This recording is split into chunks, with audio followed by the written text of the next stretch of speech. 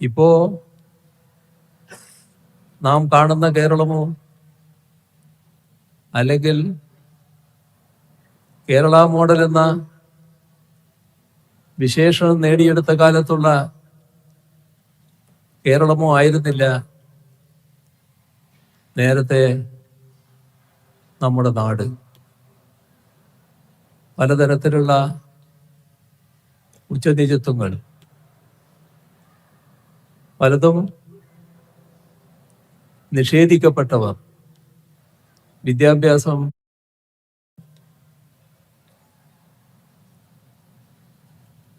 ജോലിയെടുത്താൽ കൂലി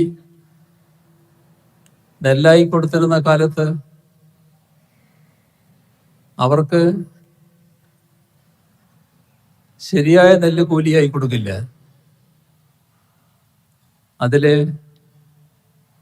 പതിരും കൂടി ചേർത്തേ കൊടുക്കാൻ പറ്റും. നമ്മുടെ ആ കാലത്ത് മുട്ടിന് താഴെയുള്ള മുണ്ടെടുക്കാൻ അവകാശമുണ്ടായിരുന്നില്ല. സ്ത്രീകൾക്കടക്കം മാറു പറക്കാൻ അവകാശമുണ്ടായിരുന്നില്ല. മനുഷ്യന്റെ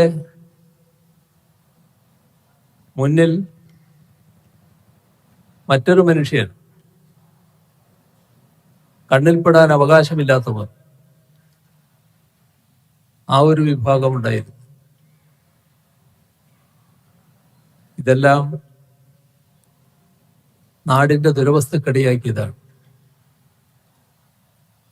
ആ കാലം മാറി, സ്വയമേവ മാറിയതല്ല. സ്വാമി വിവേകാനന്ദൻ കേരളം കാണാൻ വന്നു. അദ്ദേഹം ഒരു കാഴ്ച കണ്ടു. ഒരു വഴിയിലൂടെ ഒരു പട്ടി പോകുന്നു. ആ വഴിയിലൂടെ ഒരു മനുഷ്യൻ സഞ്ചരിക്കാൻ വന്നപ്പോൾ അത് സമ്മതിക്കുന്നില്ല. പട്ടിക്ക് നടക്കാം, മനുഷ്യന് നടന്നുകൂടാ. അത് കണ്ട് ക്ഷോഭിച്ചാണ് കേരളത്തെ നോക്കി ഇതൊരു ഭ്രാന്താലയമാണ് എന്ന് വിവേകാനന്ദൻ വിശേഷിപ്പിച്ചത്. ആ ഭ്രാന്താലയത്തെ നമ്മുടെ രാജ്യമാകെ അംഗീകരിക്കുന്ന ഉന്നതമായ ഒരു മനുഷ്യാലയമാക്കി മാറ്റിയതിന് പിന്നിൽ ദീർഘമായ ഒരു ചരിത്രമുണ്ട്. നവോത്ഥാന നായകർ നടത്തിയ പ്രവർത്തനം, നവോത്ഥാന കാലം, ജാതിഭേദവും മതദ്വേഷവും ഏതുമില്ലാത്ത സർവരും സോദരത്വേന കഴിയുന്ന ഒരു നാടായി നമ്മുടെ നാടിനെ മാറ്റാൻ നവോത്ഥാന നായകർ നടത്തിയ ശ്രമം. ഇവിടെ ഒരു കാര്യം കൂടി നാം ഓർക്കണം. നവോത്ഥാനം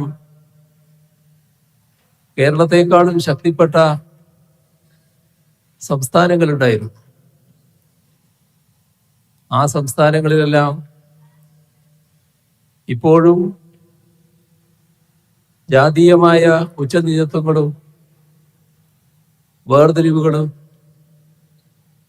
അതേ രീതിയിൽ നിലനിൽക്കുകയാണ്. പക്ഷേ നമുക്കതിനെ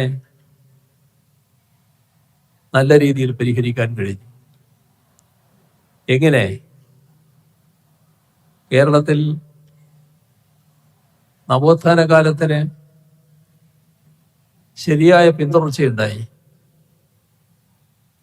ആ പിന്തുടർച്ചയുടെ ഭാഗമായി ദേശീയ പ്രസ്ഥാനവും ഇടതുപക്ഷ പുരോഗമന പ്രസ്ഥാനങ്ങളും നവോത്ഥാന മുദ്രാവാക്യങ്ങൾ ഏറ്റെടുത്തു. അതിന്റെ ഭാഗമായി സാമുദായിക രംഗത്തുള്ള ഉച്ചനീതിത്വങ്ങൾ അവസാനിപ്പിക്കാൻ നവോത്ഥാന നയങ്ങൾ നടത്തിയ ശ്രമം സാമ്പത്തിക രംഗത്തുള്ള ഉച്ചനീതിത്വങ്ങൾ അവസാനിപ്പിക്കാനുള്ള തുടർ ശ്രമങ്ങളുമായി ഇടതുപക്ഷ പുരോഗമന പ്രസ്ഥാനങ്ങൾ മുന്നോട്ട് പോയി. ആ ഘട്ടത്തിലാണ് സ്വാതന്ത്ര്യലബ്ധിയും അതിനെ തുടർന്നുള്ള